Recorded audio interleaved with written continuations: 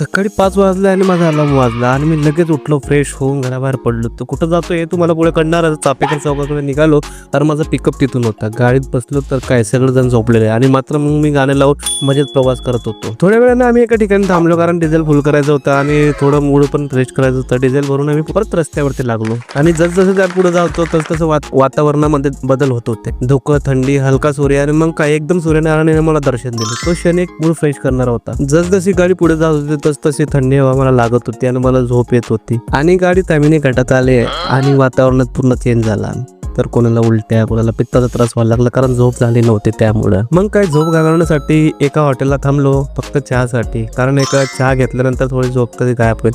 1 cup चहा घेतला आणि पूर्ण थकवा गायब झाला आणि पुन्हा शांत वातावरणात पुढे निघालो. आता अजून आम्ही पोहोचलो नाही पण आमच्यासोबत एक मॅटर झाला. तो मॅटर काय तो तुम्हाला पुढच्या पार्ट मध्ये समजेल. तोपर्यंत स्टे ट्यून, नेक्स्ट पार्ट मध्ये भेटूया.